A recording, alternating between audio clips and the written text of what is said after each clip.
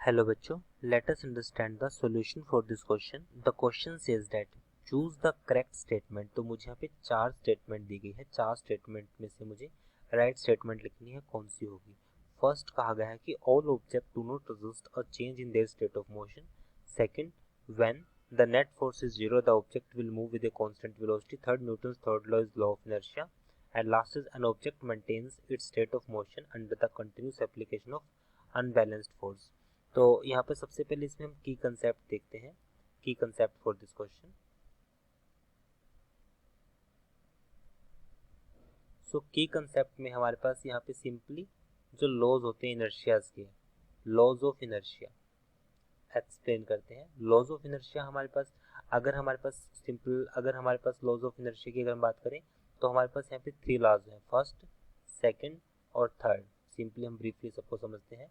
अगर हमारे पास कोई बॉडी रेस्ट में है, वो रेस्ट में ही रहेगी जब तक उस पर कोई हम एक्सटर्नल फोर्स ना अप्लाई करें। When we apply external force then body will move, otherwise वो रेस्ट में है। सेकंड, हमारे पास बॉडी है, अगर हमारे पास बॉडी अगर मोशन में है, अगर हमारे पास बॉडी मोशन में है तो मोशन में रहेगी जब तक उस पर कोई एक्सटर्नल फोर्स को ना अप्लाई किया जाए।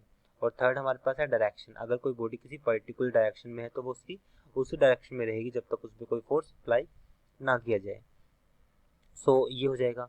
अगर हमारे पास नेट फोर्स अगर जीरो होगा किसी बॉडी पे, सो अगर हमारे पास कोई बॉडी है, सपोज मेरे पास बॉडी है, जो स्टार्टिंग में इसकी वेलोसिटी मैंने u कंसीडर की हुई, कुछ देर बाद भी बॉडी की वेलोसिटी u रहेगी। तो यहाँ पर अगर मैं देखूँ तो चेंज इन वेलोसिटी कितना है हमारे पास, चेंज इन वेलोसिटी हमारे पास इस केस में है जीरो, मीन्स वेलोसिटी कांस्टेंट है। एक पॉइंट हमारे पास ये रहेगा कि अगर हमारे पास दोनों पॉइंट पे वेलोसिटी कांस्टेंट रहे। सो और अब हम इन की कंसेप्ट्स को देख के अब चार ऑप्शंस को वन बाय वन एक्सप्लेन करते हैं। फर्स्ट क्वेश्चन ऑप्शन है all object do not resist A change in their state of motion, जो कि बिल्कुल रॉन्ग है। All object do not resist A change in their state of motion, कोई भी object होगा वो रेजिस्ट नहीं करता, बट वो रेजिस्ट करेगा देयर स्टेट ऑफ मोशन। तो अगर मैं सपोज करता हूँ कि मान लीजिए हमारे पास, अगर मैं फर्स्ट ऑप्शन की बात करूँ, सपोज अगर मैं एक एग्जांपल से बताता हूँ आपको, fan is moving, fan is moving. जैसे लाइट जाती है तो हमारे पास जो फैन है वो ऑफ कंडीशन में हो गया।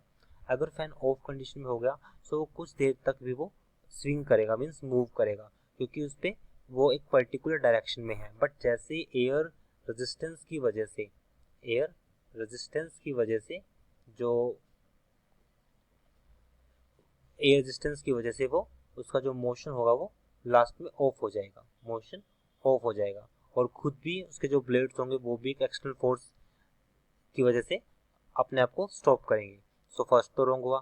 Second, when the net force is zero the object move with a constant velocity. जैसे कि हमने की कंसेप्ट में इसका पॉइंट लिखा था कि अगर हमारे पास फोर्स की बात करूं, फोर्स हमारे पास होता है मास इनटू एक्सेलरेशन, एक्सेलरेशन हमारे पास होता है change in velocity v minus u divide by T.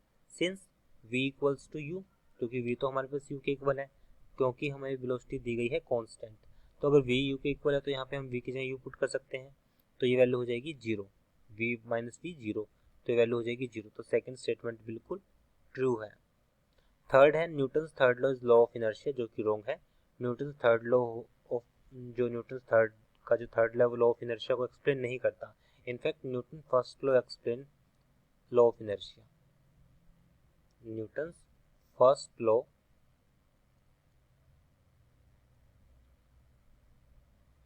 Explain law of inertia, वो लॉ ऑफ इनर्शिया को एक्सप्लेन करता है। फिर हम बात करते हैं D, an object maintain its state of motion under the continuous application of unbalanced force, जो कि बिल्कुल रॉन्ग है। तो जैसे अगर मैं सपोज करता हूँ उस एग्जांपल से, एक बॉडी है जिसपे एक अनबैलेंस्ड फोर्स, यहाँ पर F1 की वैल्यू है और ये F2 की वैल्यू है। अगर F1 F2 इक्वल तो बैलेंस्ड है, बट अगर F1 की वैल्यू ज़्यादा हुई F2 से, so it will move in right direction, but इसने कहा है कि ऑब्जेक्ट स्टेट ऑफ मोशन में रहेगा under the continuous application of unbalanced force. ऐसा बिल्कुल भी नहीं है। अगर उसका मोशन किसी दूसरी डायरेक्शन में है, अगर हम उस पर अनबैलेंस्ड फोर्स लगाएं तो वो अनस्टेबल हो जाएगा। तो ये ऑप्शन भी हमारे पास रॉन्ग है। So only option is b, so option b is right.